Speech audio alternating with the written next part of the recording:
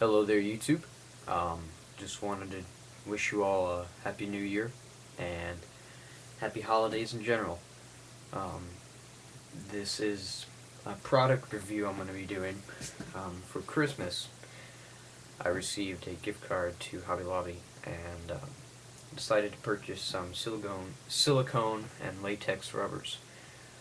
Also some resin for some casting because I was completely out before Christmas.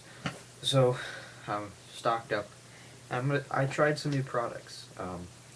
They actually had a different Alumilite casting resin than I'm used to, so I went out and tried it, and I got some mixed results.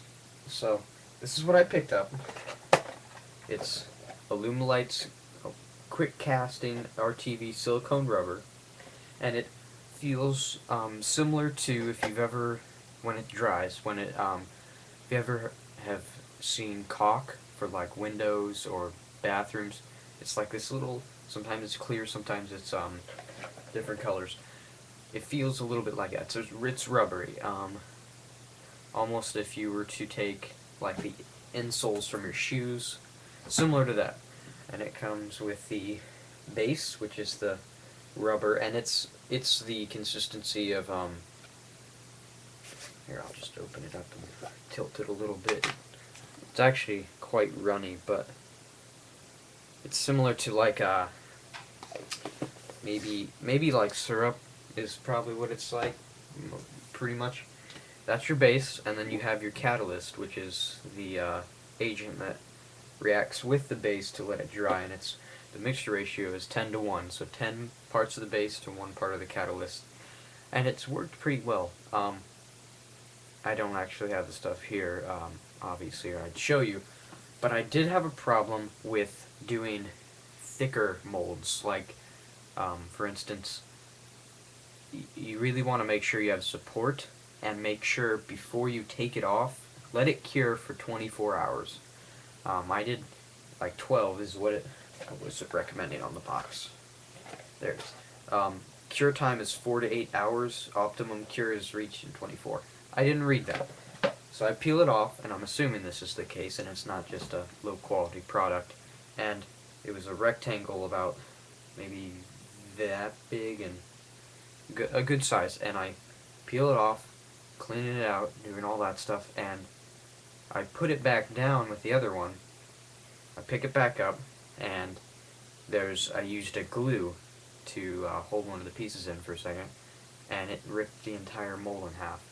And it wasn't the glue because I made sure the glue wouldn't bond to the latex rubber, or the silicone rubber, sorry. So I'd make sure you are very careful. Partly my fault, because I've never used this brand before, but it works pretty well. I'm casting another one, and hopefully that'll work better. I think I also had way too much stuff, so even if it would have worked, it would have gotten crazy. That is $30 for the 1 pound kit. A little expensive, but considering if you do it right, you are getting, I think it's like maybe 100 casts out of this thing. It's a, hold on, doesn't say, but there's a lot of casts if you take good care of it and all that stuff. The next product I want to review is from the same company. It's the Super Plastic Casting Resin from Alumilite, and it's just same as pretty much any other resin. It's 1-to-1 ratio. You've got your part B and your part A. You mix them together, make sure there are no swirls. It'll come to a lighter color than this. It dries and it's a yellowish color. So this kit is used for RTV, so like cars and things, model cars, and it shows on the box. It tells you how to make them, back, tells you how to mix it, all that kind of stuff. The cool thing about the silicone rubber, it doesn't need a vacuum. Yep, it says you can, but I haven't seen.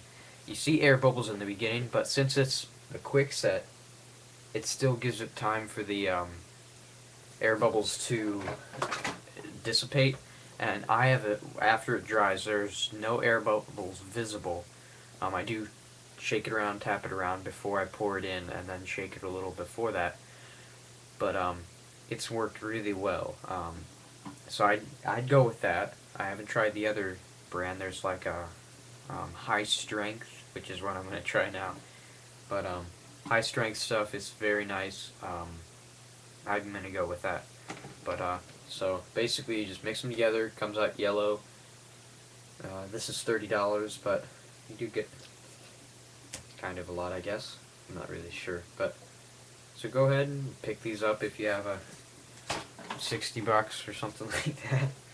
But it would make perfect for small pieces of terrain, like for example, if you have sandbags or something small, um, you can make lots of sandbags, and they're resin, so they're not going to break. They'll last through the apocalypse.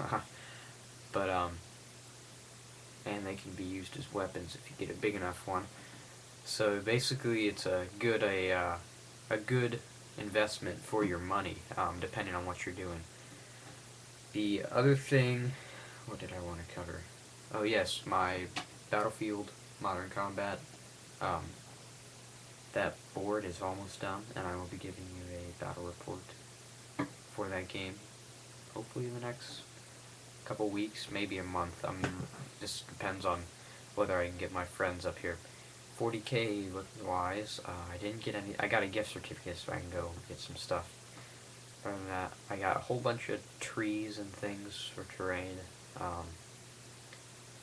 Good things like that. But it'll be interesting to see what I decide to do.